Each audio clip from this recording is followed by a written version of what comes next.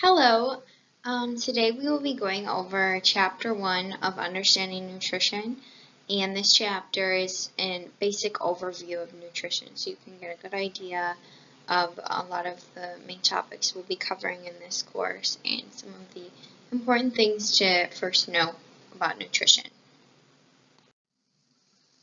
So to start, we read about daily food choices and how the choices you make for your diet are going to significantly have an effect over your health. They can be beneficial in giving your body the nutrients that it needs to power the processes of life, or it can be harmful to your health and produce problems with related to initiating the start of diseases, especially chronic disease.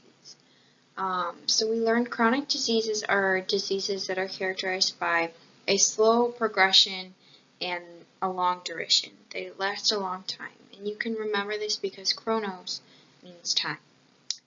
And examples of popular chronic diseases are heart disease, diabetes, and some cancers. These diseases are long and they have very significant health effects on the individual and eventually can cause death. The diet is defined as the foods and beverages a person eats and drinks. A lot of times it's misconception, oh, I'm going to go on a diet, but you can't go on a diet. A diet is just the description of the foods and beverages that you're eating. You can be on a healthy diet, an unhealthy diet. There's different types, especially according to either personal preference or food restrictions with food allergies. There can be special types of diets, but as far as going on a diet, you can't. So that is the diet. And now we'll talk about personal preference with your food choices. This can be affected with taste, whether it's sweet and salty. Normally the quality of the taste to you, if it tastes good, you're most likely to eat it. If it doesn't taste good, you're not going to eat it. That's all personal preference. As you can see on there, though, also your taste and personal preference can be affected by genetics, and it can also be affected by the physiological status of your body. Examples of this would be when you're pregnant and you have a lot of hormones fluctuating. That can affect your perception of taste, and things that you used to eat you might not be able to eat anymore without having a gag reflex or very much so disliking the taste. And also if you're on certain medications, that can affect your personal preference of taste as well. Habit, that can also be a factor in your food choices. For example, we can connect times of the day to certain foods that we typically eat, breakfast foods, dinner foods. This can be beneficial, like for example, in the morning you wake up and you choose scrambled eggs for breakfast versus steak or pizza. So it can help you make healthier food choices that way, but it can be negative if you make it a pattern to only eat that food at that certain time of day every day. Eating scrambled eggs for breakfast every day would be negative, especially to an increased raise in your cholesterol levels. So that could be an unhealthy alternative to making a habit with food. One's ethnic heritage or tradition can affect their food choices or like their regional cuisine. This is a positive thing because it's using food as a way to form a strong foundation with the family and based on your demographics and the environment that you live in. It allows the progression of your cultural diversity, as food is a main component of culture.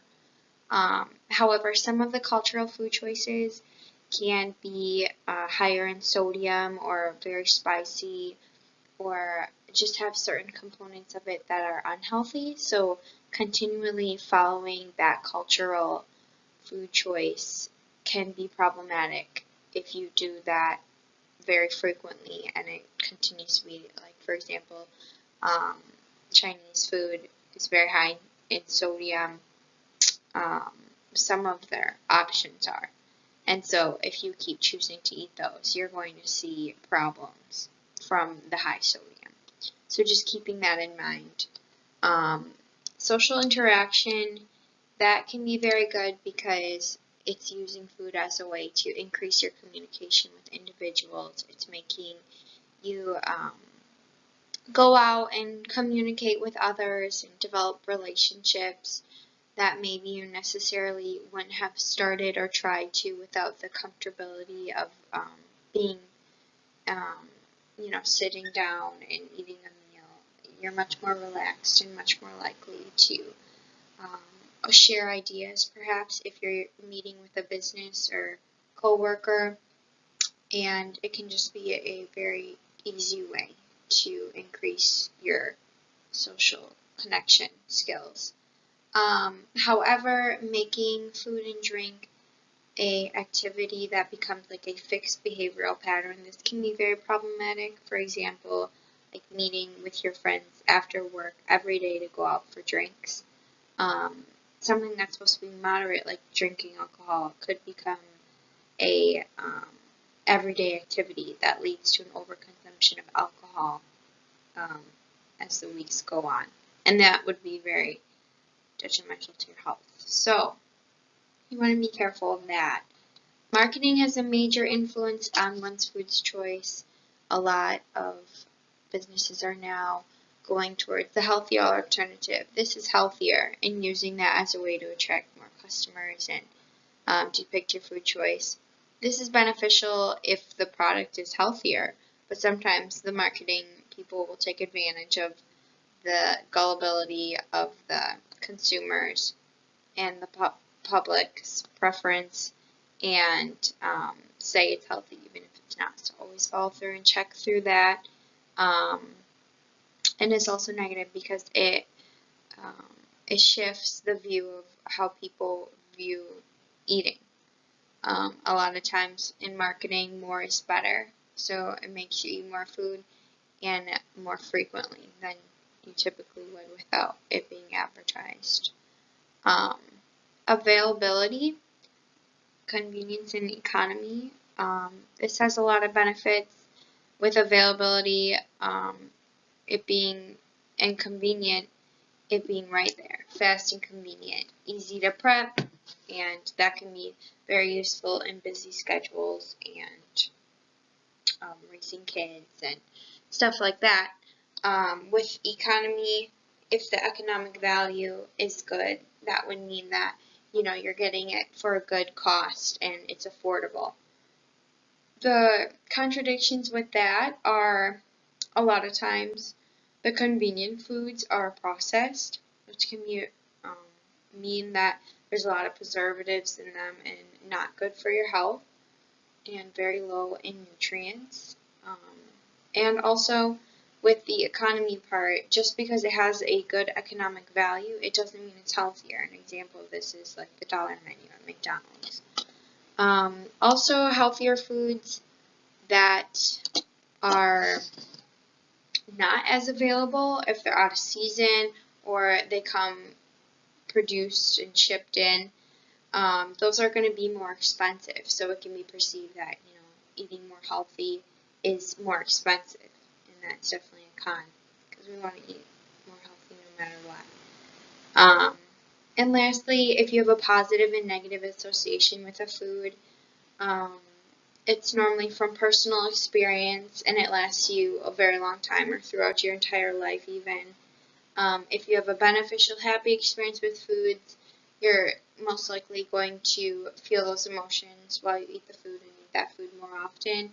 And on the other spectrum, if you had a negative experience with the food, you can suspect it as dangerous every time you eat it. Like if you got food poisoning from Mexican food or at a certain restaurant, then you just have the perception that all the food from there is going to be bad.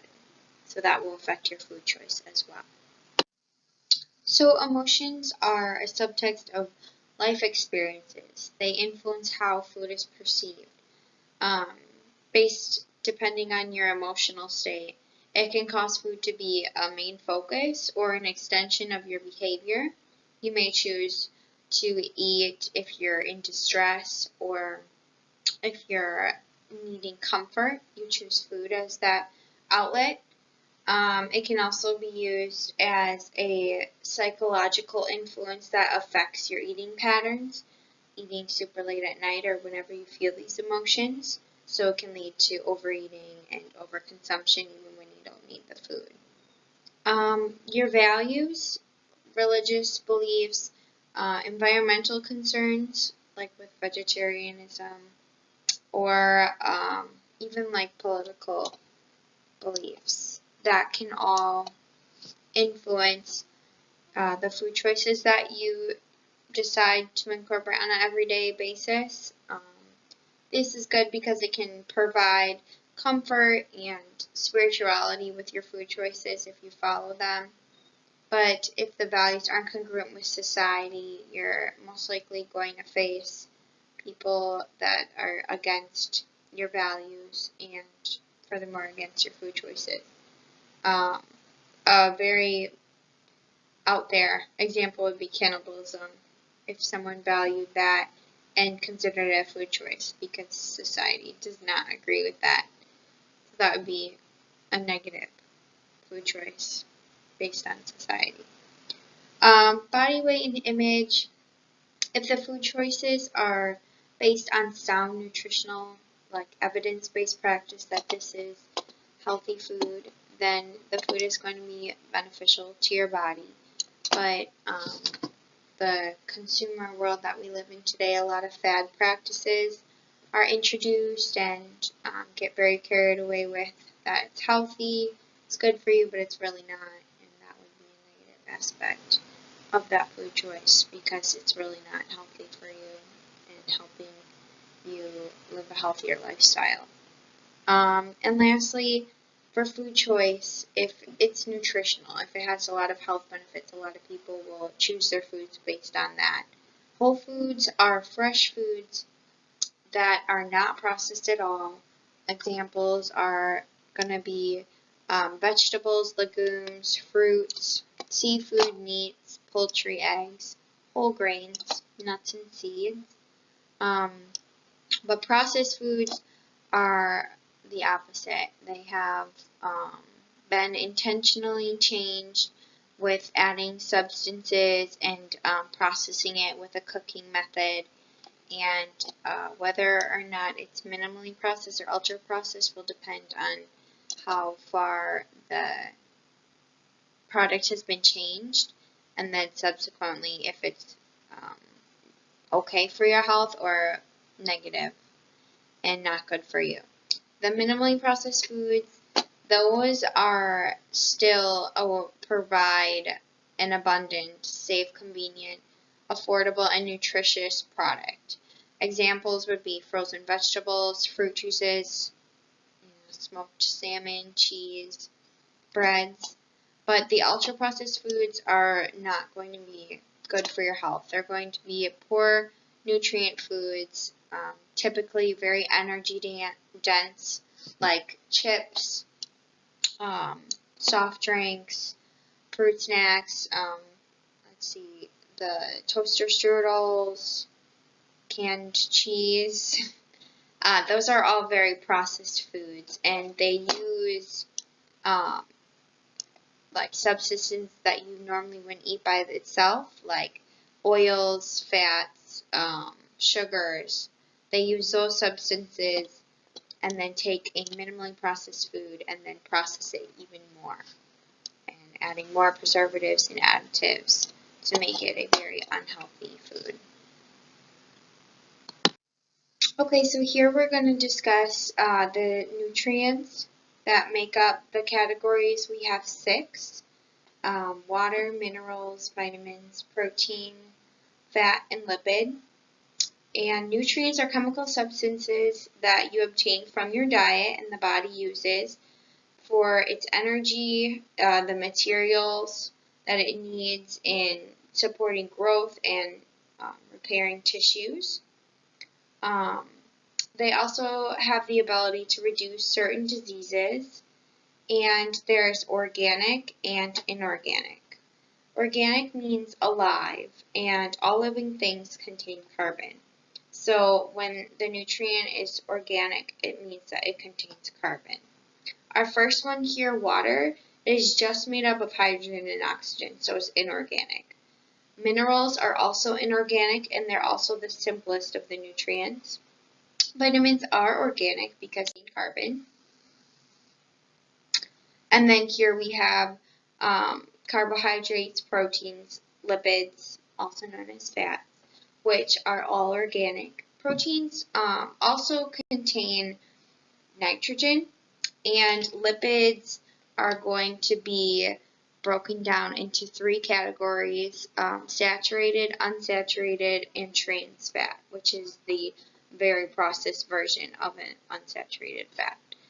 Between the nutrients, there are essential nutrients and non-essential nutrients. Essential nutrients are needed by the body, like to be consumed through your diet. Your body does not produce enough of these nutrients to be self-sufficient, so it needs you to consume them in your diet. They provide the basic structural elements and the raw materials needed for energy metabolism in the body.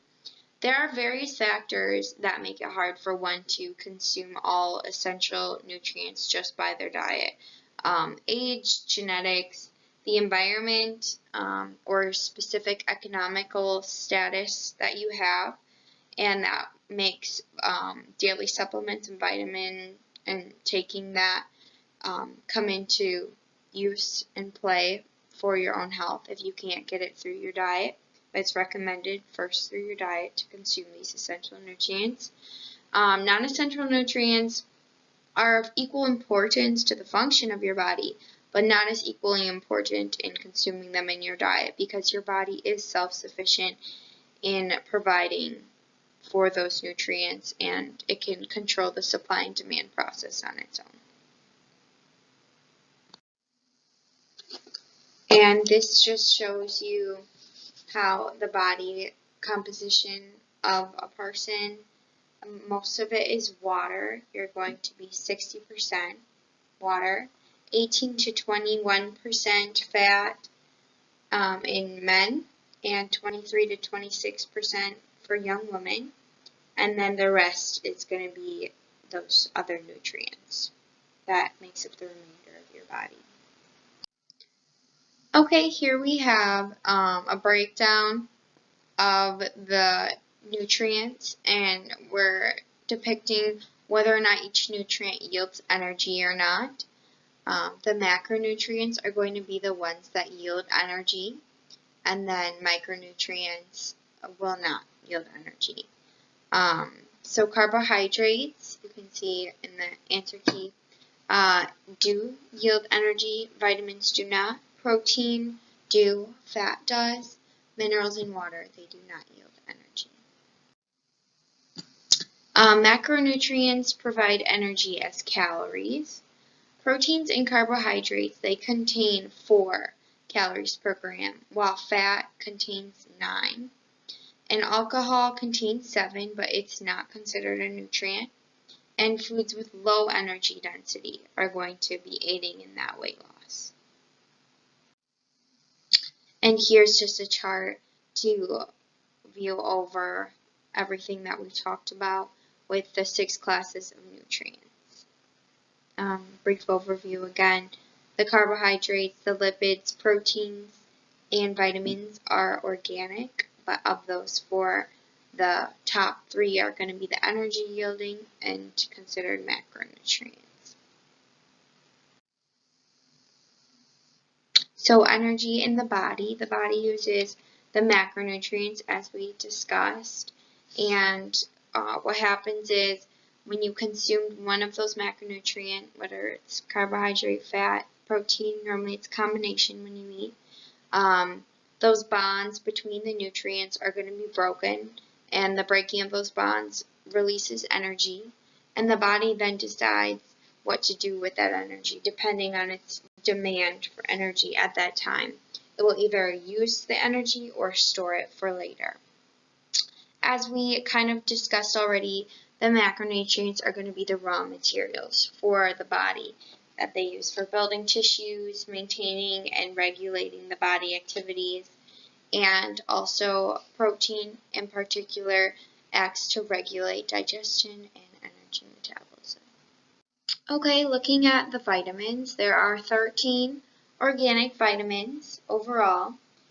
Each of them have a specific role and a different way that they're digested, whether they're water soluble or fat soluble, which we'll talk about more in another chapter.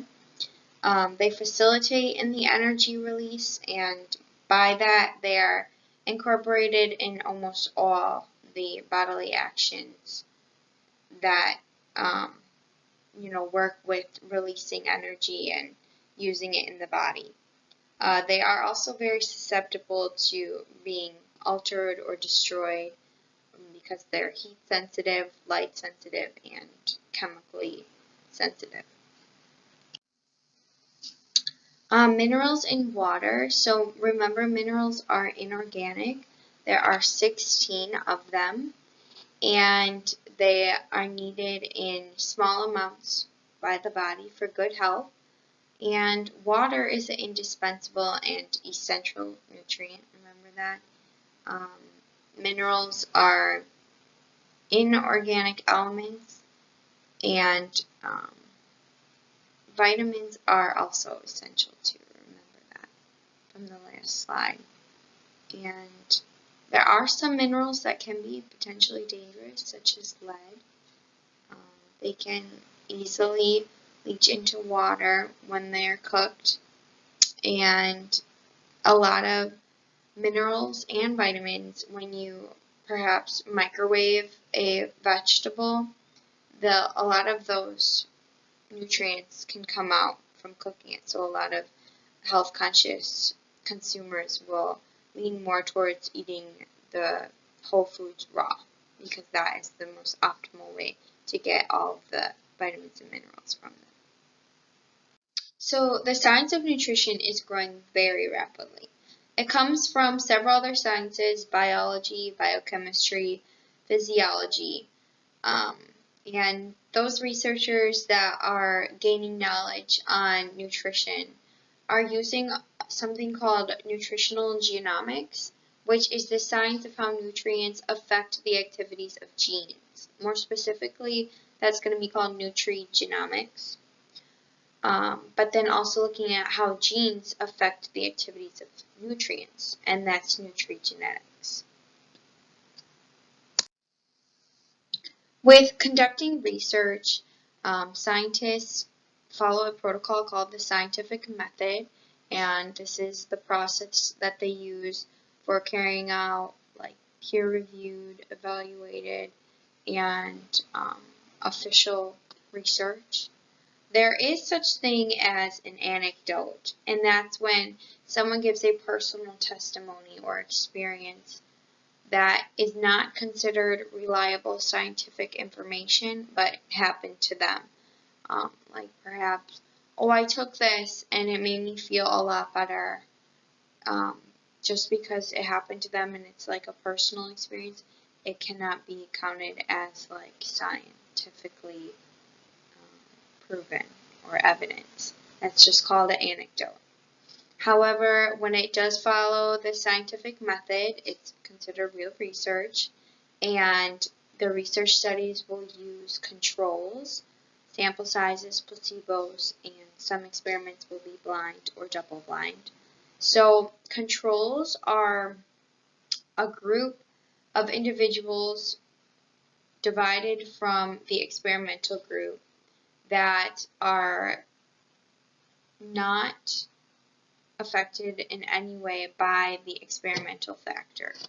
They are being tested to compare to the experimental group, which will either or not be affected by the variable, but the control stays the same.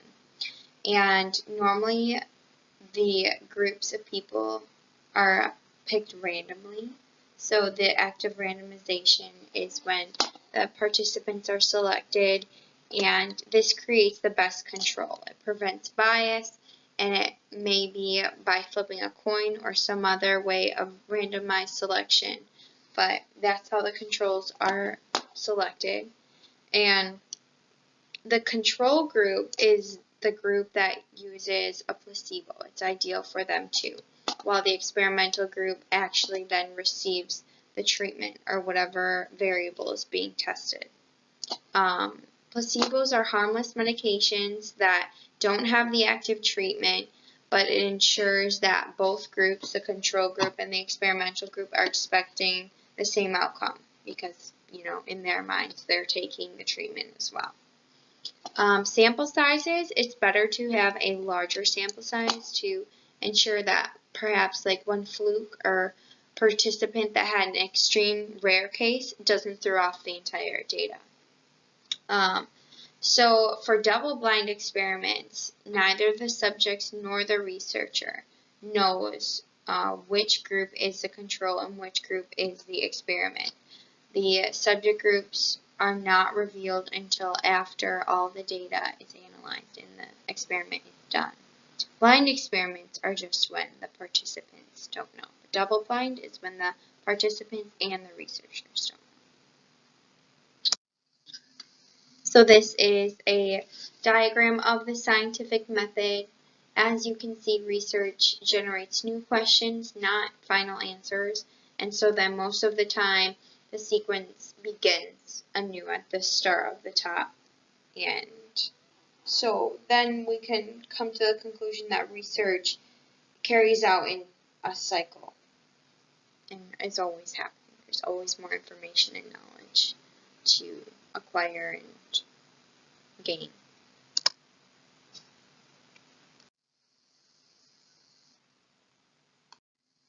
So there are two main types of research that we'll learn about.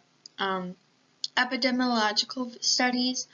These studies are going to be studies that research incidence, distribution, and control of disease in a certain population.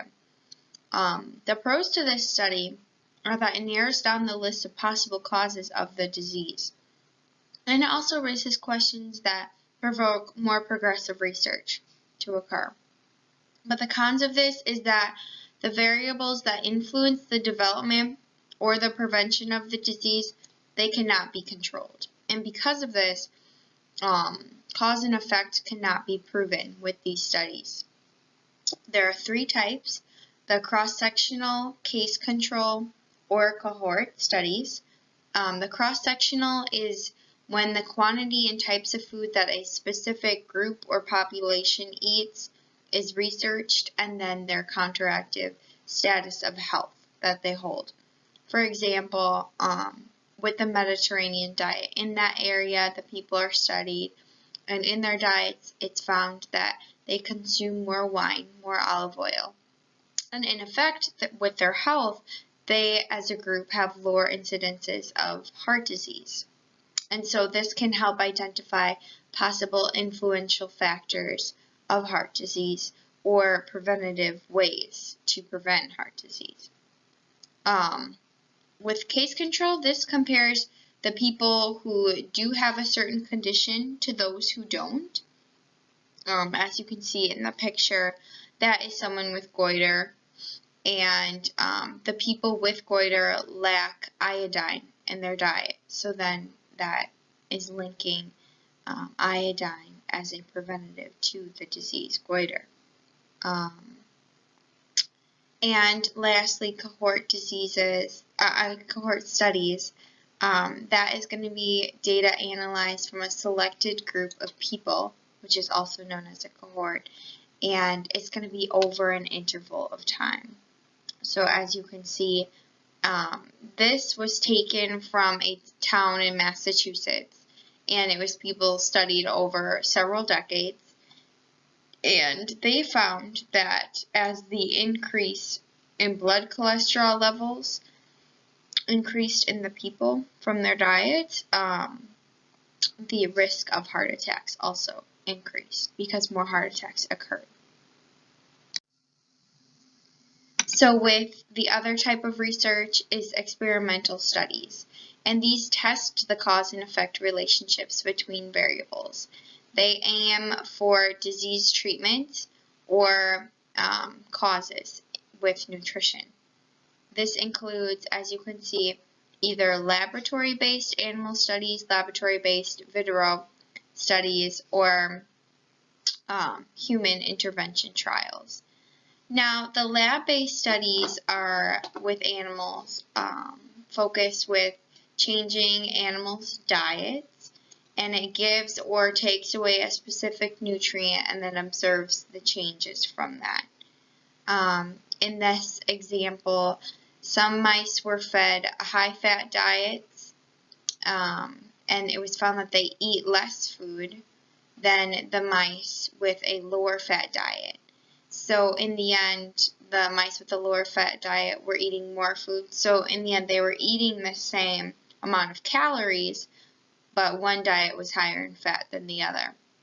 And it was found that those with the fat-rich diet got obese, while those without did not, even though they were eating the same amount of calories. In the test tubes, they examine the effects of specific variables on a tested tissue sample, or cell, or molecule, whatever is isolated in their lab, from a living organism. And so an example is in lab study, they can use fish oil, which prevents the growth and activity of bacteria. And a specific bacteria that they tested this on would be a bacteria that assists in ulcer formation. So then that's linking being able to use fish oil as a preventative for ulcers. And then lastly, human intervention with clinical trials can be used. And that's human subjects adopting a new behavior, such as consuming a nutrient or not consuming a nutrient, in the trial in order to determine the effectiveness of its intervention with health and diet. An example of this would be for heart disease risk factors. They improved when men drank fresh orange juice daily for 2 months compared to those other subjects that ate a low vitamin C diet. And the pros for this study is that it is controlled in the conditions of the study. They're controlled, which makes less bias and more accurate information. It determines the effects of a variable, and remember, cause and effect, this study does that. And some findings can be applied from human beings to larger groups of human beings. So because the men in this trial showed that drinking vitamin C, improved the health, then it can be applied that, men of that age in all of, similar race and similar age and gender can apply that to them. It's just taking information from that tested group and applying it to their generalized group outside of the tested experiment. And cons with this, though, is that you cannot apply results from animals to humans, and it cannot be generalized in the human trials that just because those humans with that specific gender, age, race, just because it worked out for them, it doesn't mean it's going to be able to apply to all humans. So that's kind of a misconception, and that's the limitations of these studies, and that you can't test certain treatments for clinical or ethical reasons because they would be harmful to one's health. And then looking at analyzing these research findings, looking at correlations, those are examining relationships between two or more variables. And so a variable is a factor that changes and it depends on another variable, such as height depends on age, Or it can be independent, where it doesn't depend on any other variable, like height is not a dependent variable on hair color. But with correlations, that is looking at 2 or more variables, and an example would be the consumption of vitamin C to the number of colds. You cannot prove that A causes B, but scientists would have to find evidence of the mechanism. So explain how A might cause B. And that's an important part of, proving correlations. And there's confidence about a conclusion that grows with the consistent contributing research. So the more research findings that prove those correlations, the more confidence there is in scientifically sound it is.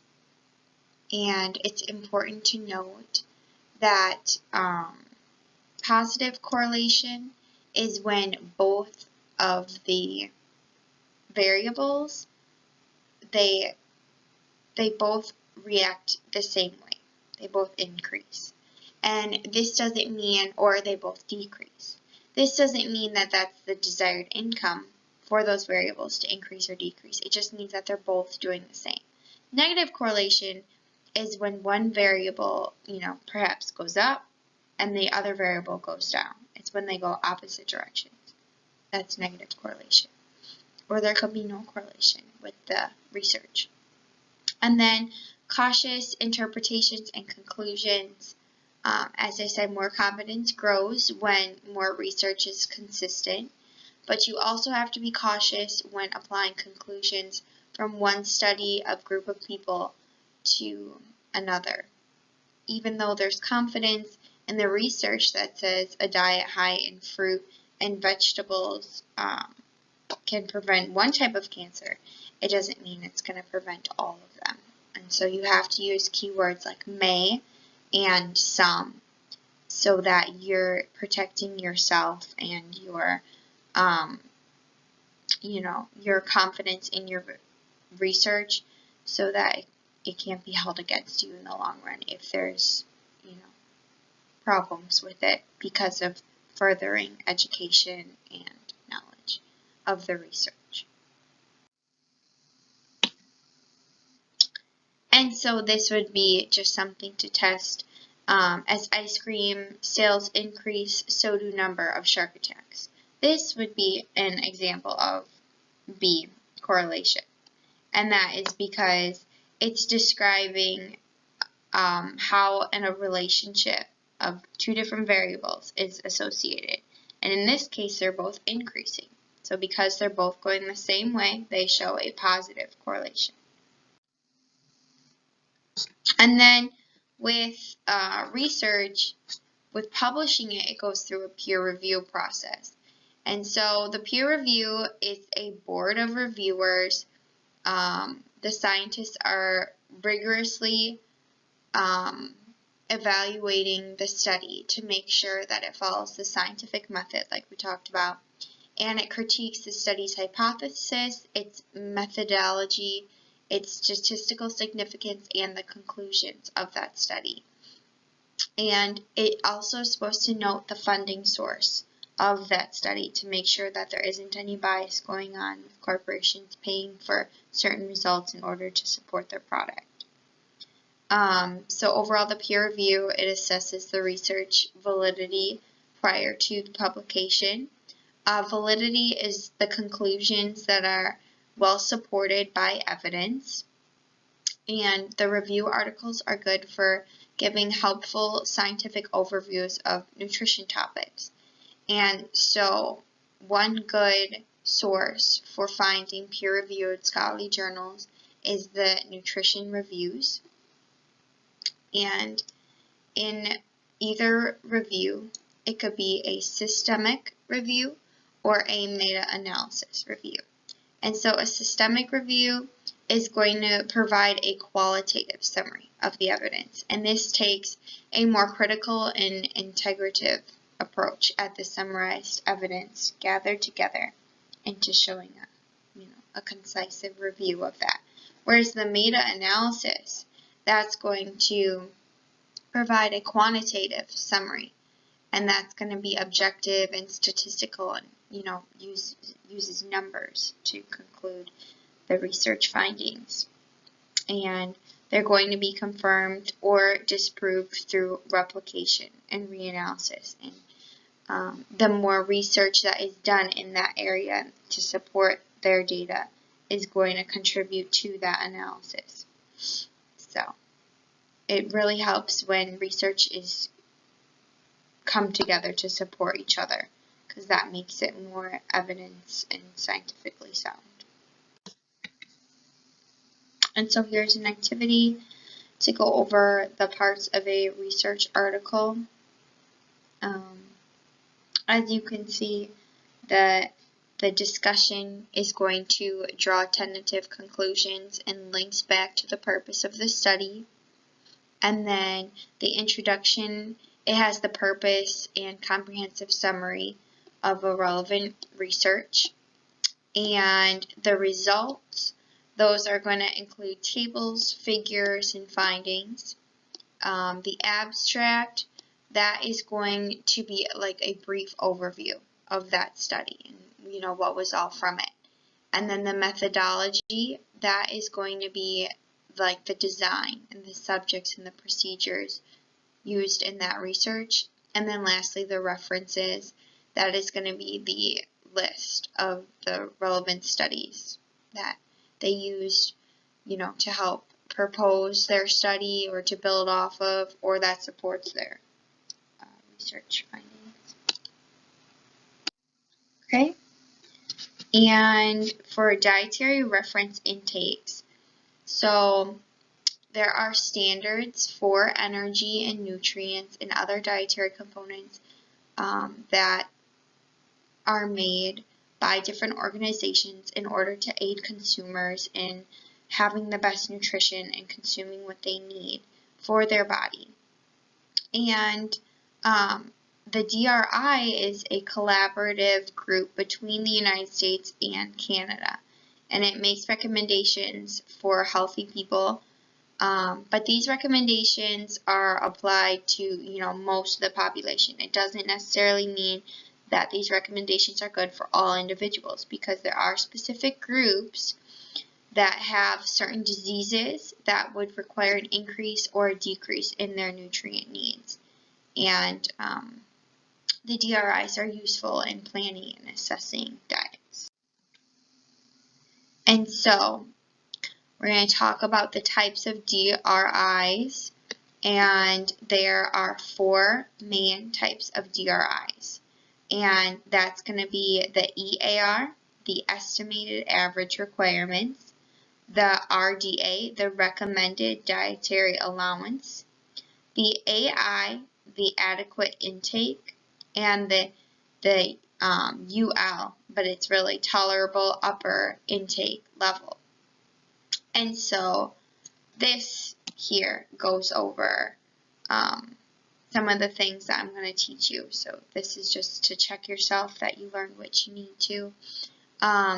So for the EAR, the Estimated Average Requirements, the average daily amount of a nutrient that will maintain a specific biochemical or physiological function. And so that's the amount that is required for sustaining those functions. And it's sufficient for half of the healthy people in a certain population that's, categorized with age or gender. And so for number 1, the Estimated Average Requirement, EAR, meets the needs of 50% of the population. Okay. So the RDA, which can be confused for the EAR, is the Recommended Dietary Allowance. That is the average daily amount of a nutrient that is considered good, it's adequate, to meet the nutrient needs of the people. And this is for the majority of the population. So the EAR is 50%, the RDA is the majority.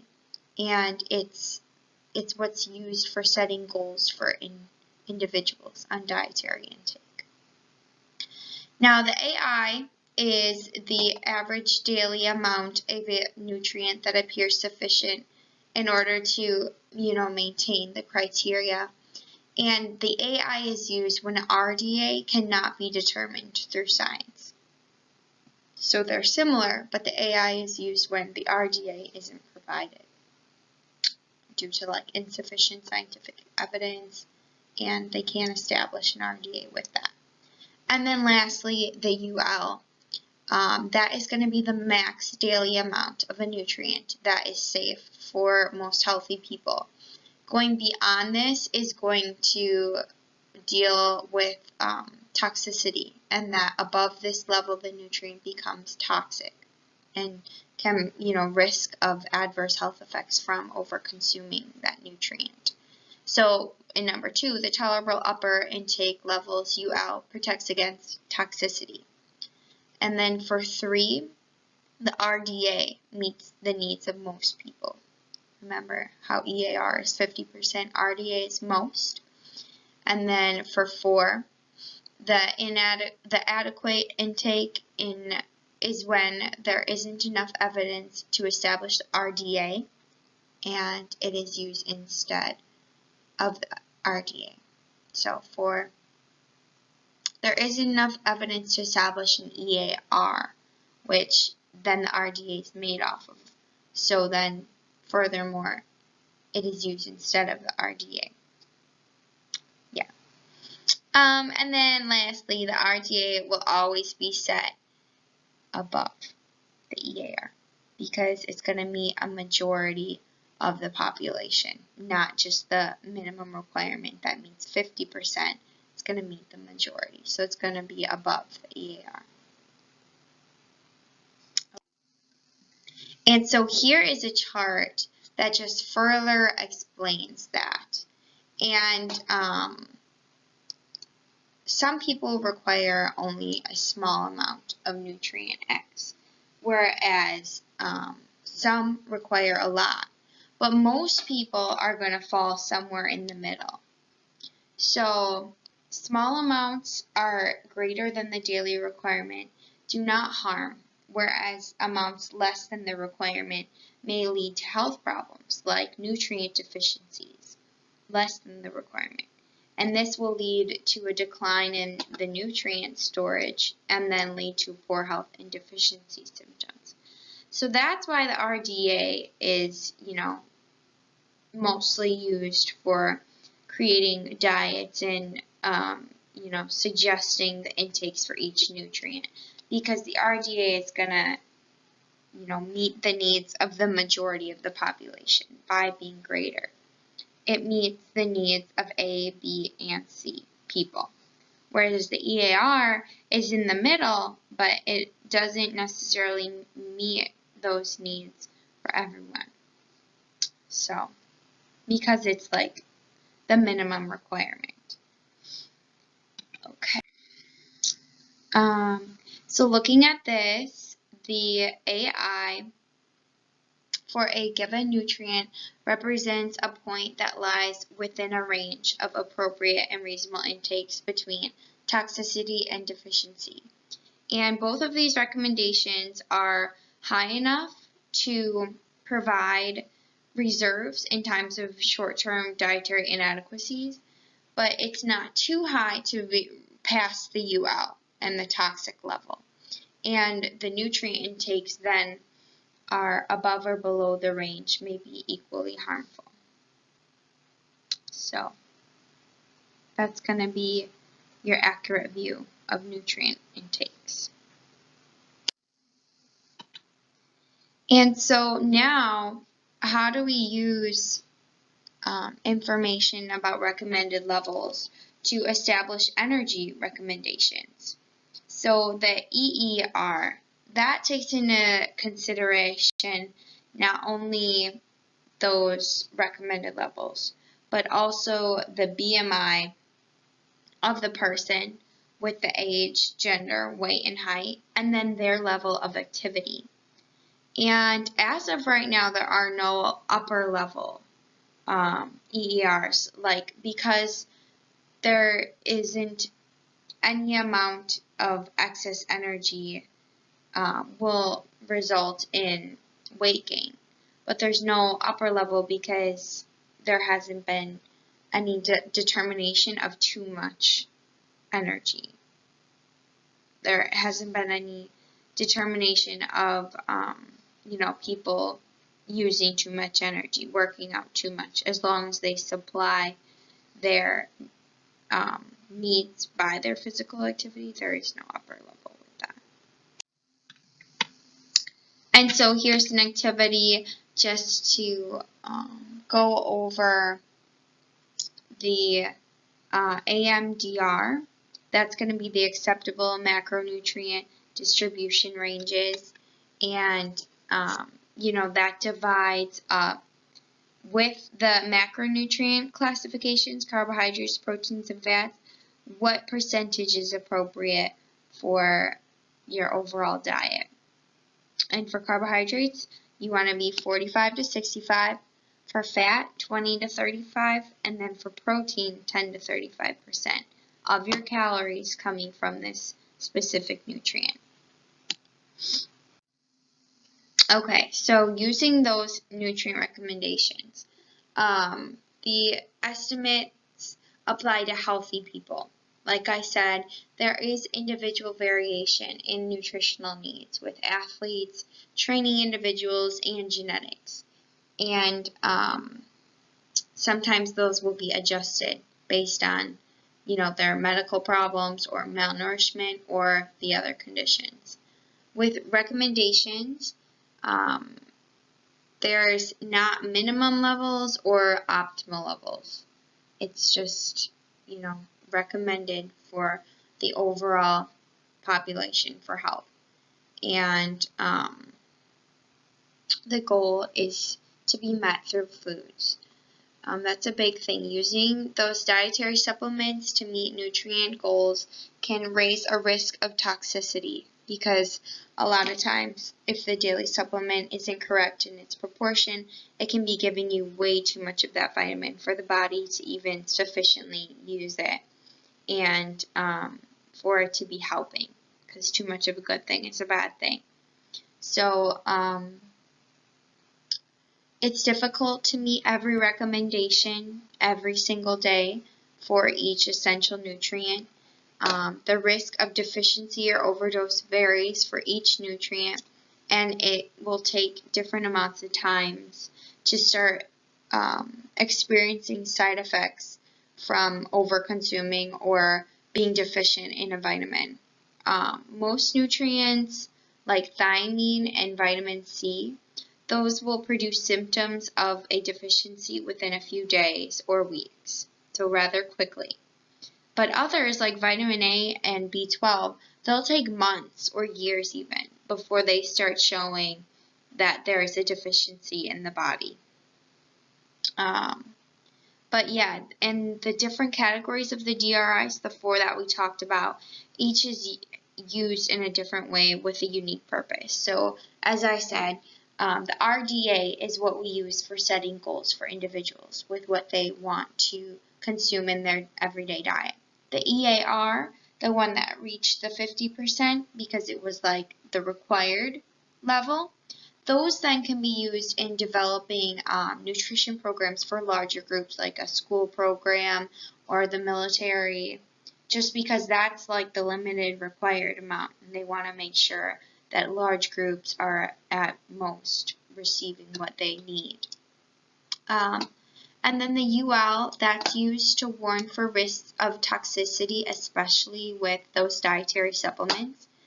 And as we kind of discussed before, the DRIs were developed by the DRI committee. That was those highly qualified scientists from the USA and Canada. And as most countries do, they use the recommendations developed by 2 international groups, is the FAO, the Food and Agriculture Organization, and the WHO, the World Health Organization. And those 2 organizations are, the data that they find is considered sufficient to maintain health in nearly all healthy people worldwide. So those are the universal organizations trusted. So with a deficiency or excess over time, that will lead to malnutrition. And the deficiency is associated with undernutrition. It's any condition caused by a deficient consumption of energy or nutrients. And then the overnutrition is excess in those energy or nutrients. And the symptoms of malnutrition will include diarrhea, skin rashes, fatigue, and others, depending on what nutrients you're being deficient upon. So for a total picture of the individual, they're going to look at 4 different things in the nutrition assessment. There's 4 steps, and that is used to determine nutrition problems with the patient, including the development with deficiencies, imbalances, or toxicities with the overnutrition.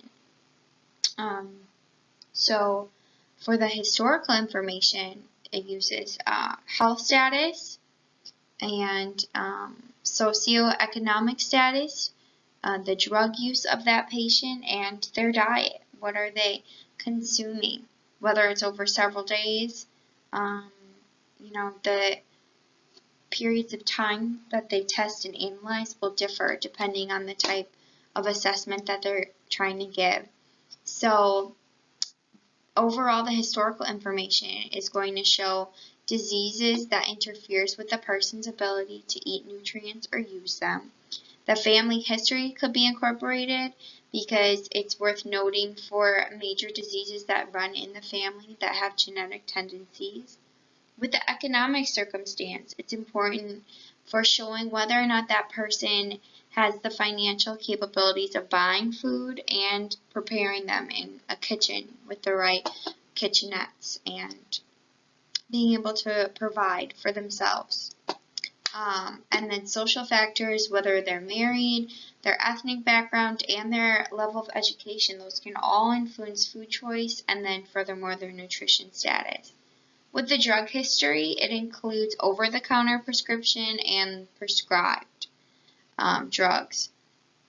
And with the diet history, it is going to overall examine the person's intake of foods, beverages, and including dietary supplements. And it tells whether there's a surplus or an inadequacy of those nutrients.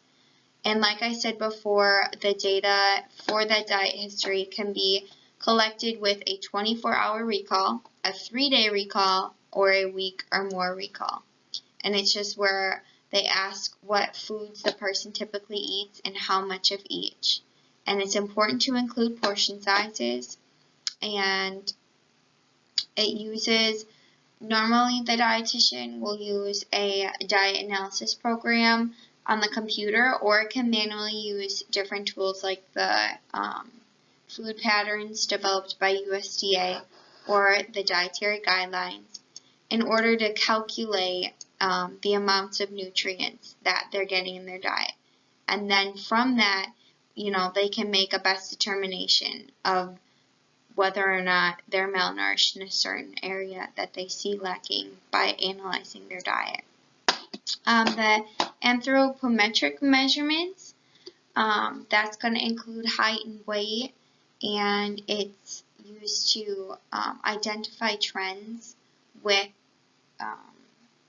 deficiencies shown in those measurements. It compares measurements to standards that are specific to the gender and the age, and it's likely that these measurements will be taken periodically in order to compare throughout intervals of time to show the overall patterns and trends of how their nutrition is affecting their growth and development. And it can help then reveal growth failure in children, or wasting or swelling of body tissues in adults, or overall obesity, if those measurements are increasing as the time interval continues. So with physical examinations, that is another step that's used to help identify the physical symptoms of deficiency or the overnutrition. And these symptoms are called overt because they're open and they're easy to observe. With the visual inspection, normally starts with examining the hair, the skin, the eyes, sometimes the posture, the tongue, the fingernails. It also, involves interviewing that person and just really studying their physical appearance. And with that, it requires skill because a lot of the physical signs and symptoms of one nutrient deficiency is similar to another one. So it takes skill and analysis of really the anthropometric measurements and the physical examinations to really establish a baseline of where the patient is physiologically. And then lastly, lab tests are taken, and that's with either the blood or the urine, and those will be analyzed in the lab and compared to normal values from a similar type of population, gender and age. And it's most useful in uncovering signs of malnutrition that are not physically seen. So normally before the physical symptoms start showing, the lab tests can show deficiencies. And otherwise it will be used to confirm suspicions based on other methods. If someone is given a physical examination and the dietitian has a suspicion that a deficiency is definitely prevalent, the laboratory test will confirm that.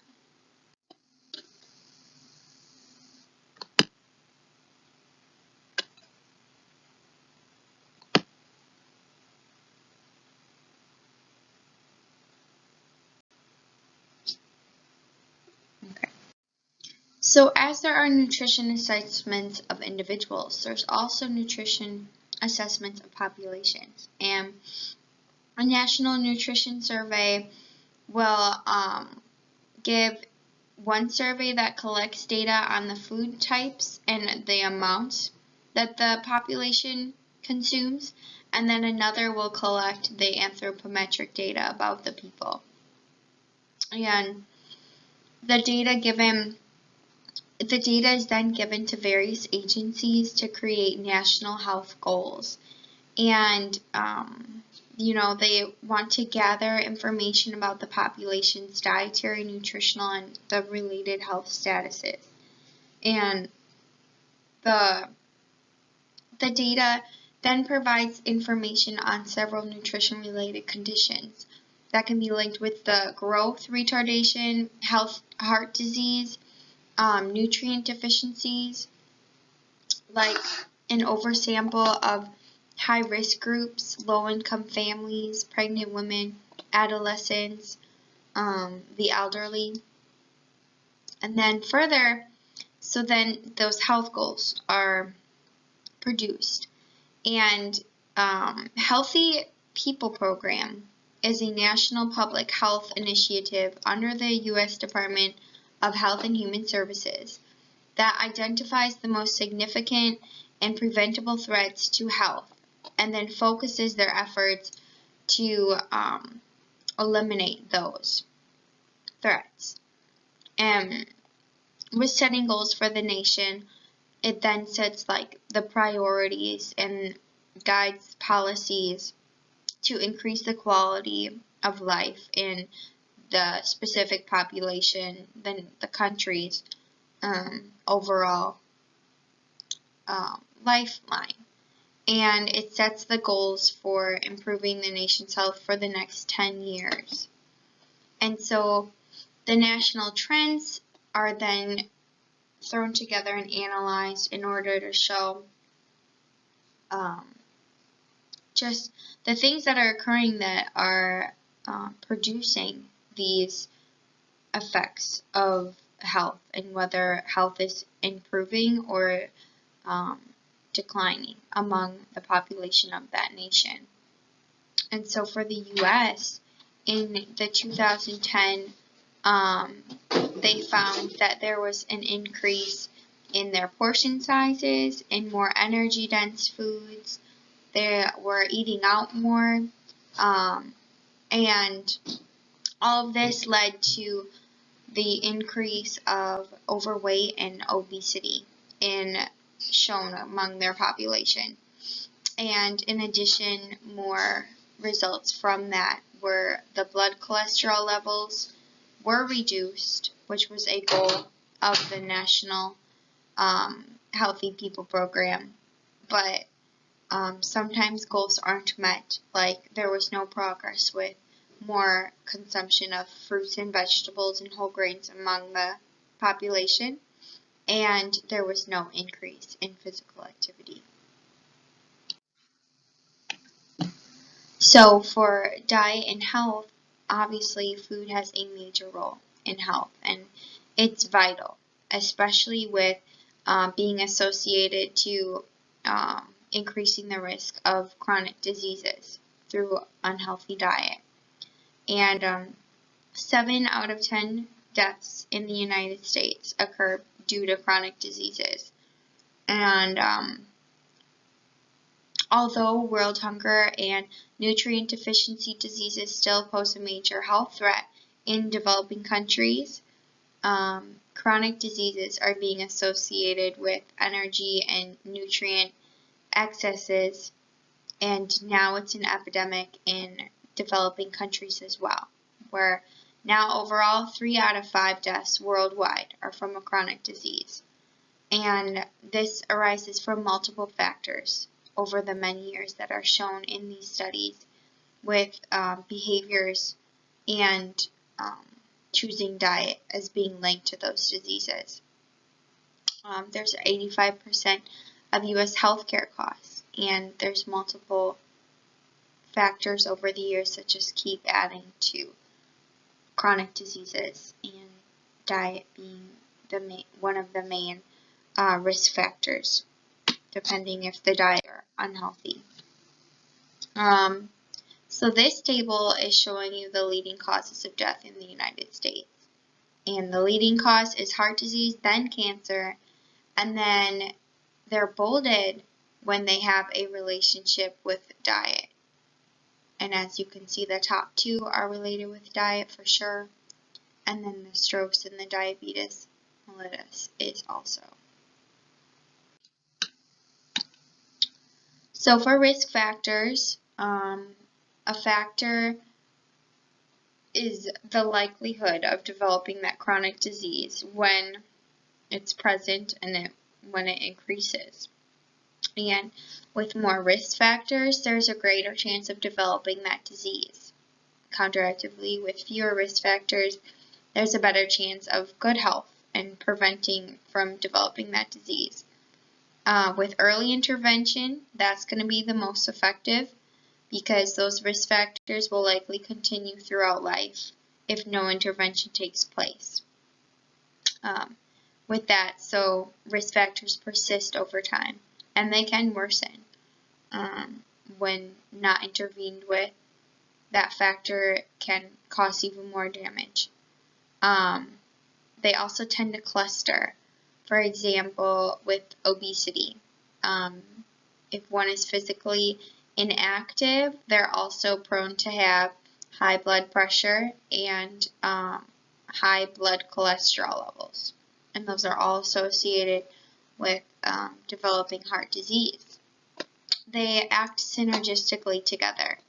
So they all increase risk of disease dramatically. So with like intervention, a lot of times they can all cause one thing to chronic disease, to develop. So then with intervention, eliminating one of those factors will eliminate a lot of them, like killing 2 birds with 1 stone. For example, physical activity will lead to weight loss, and weight loss will both help lower blood cholesterol and blood pressure. So that will help decrease the risk of getting that heart attack. And then the most prominent factor is tobacco use. And this contributes to every 1 in 5 deaths. And with risk factors, it's followed by poor diet and physical inactivity. and alcohol consumption, of these being very significant risk factors in the development of chronic diseases. And those that cannot be changed, like genetics, gender, and age, they are significant, but it is very useful to the patient and individual to focus on the things that they can change and they do have control over, so that they can have the most optimal health and best prevention for these chronic diseases. And as you can see, tobacco is the leading factor, then poor diet, and then alcohol. And so now we're going to highlight nutrition information and misinformation. With validity of the information, whether it's evidence and sound-based, you want to look at who is providing that information and what are their qualifications. When considering a source, you need to ask, is the person providing it qualified to speak on nutrition, and is the information that they're giving valid and valid from scientific research? Who is responsible for this website? Whether are they staffed with qualifications of being that professional? What are the authors' names and what are their credentials? And then was their information peer reviewed? You want to look at that. You want to look at when. When was the site last updated? Because nutrition is ever changing, so there needs to be frequent updates of that information. You want to look at where. Where is this information coming from? What is the site's affiliation? .gov, .edu, .org, those are generally reliable sources. But .com, that will be dependent on the qualifications and the integrity of the commercial company or business that made it. Why? Why did they make this, piece of research tool that you're looking at? Was it providing public service or selling a product?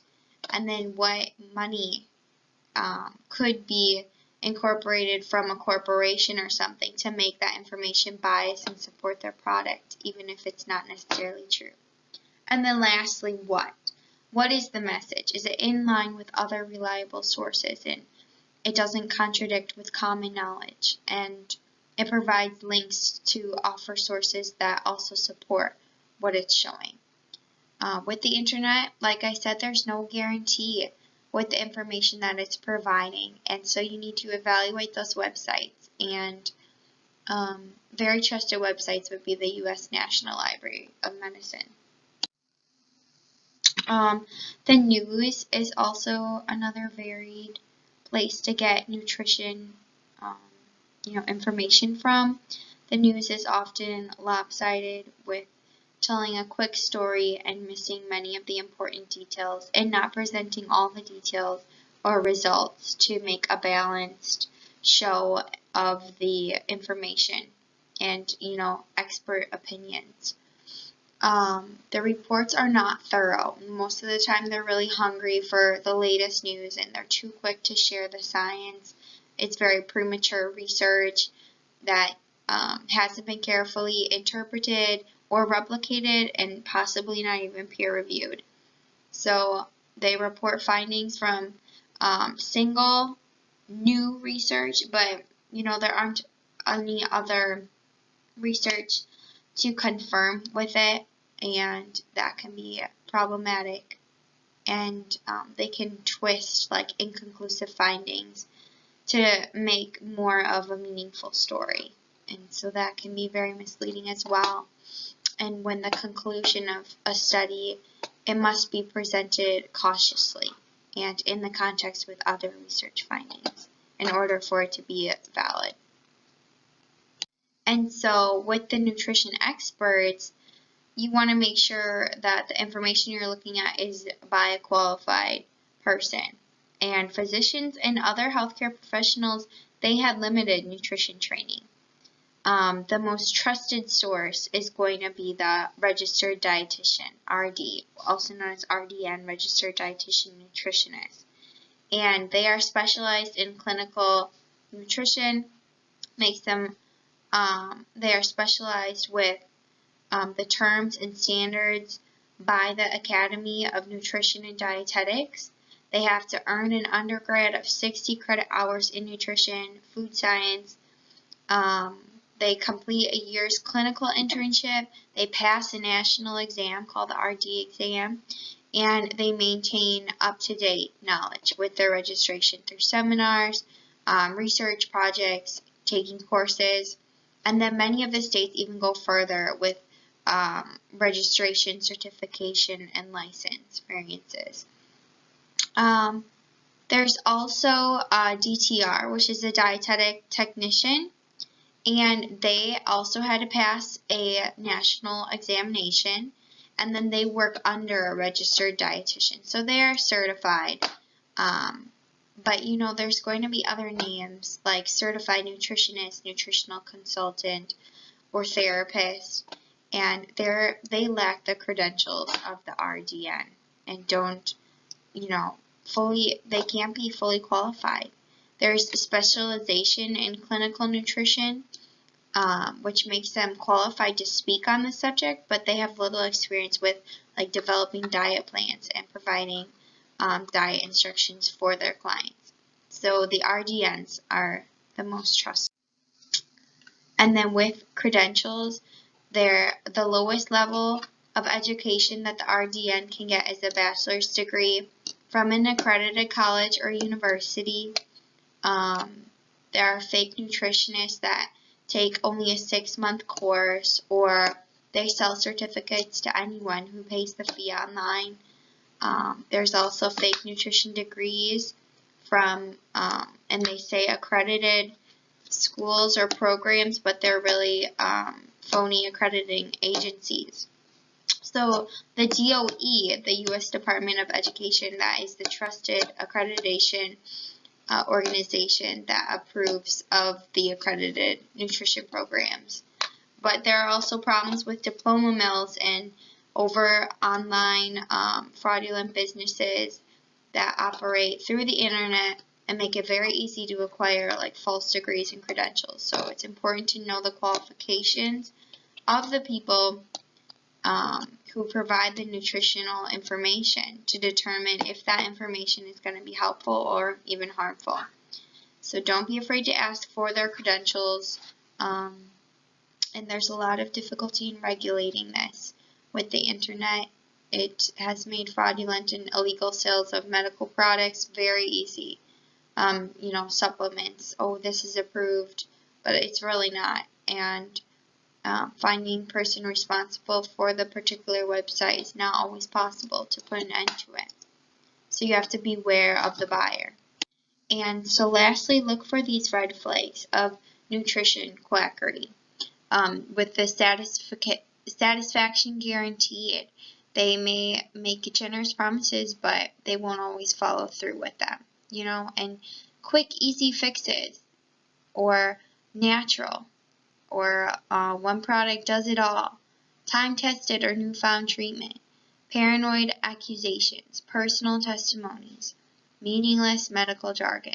It's just, you know, catchy things with marketing, trying to sell the product, but there's no validity, there's no promise, and you just need to be careful. So yeah,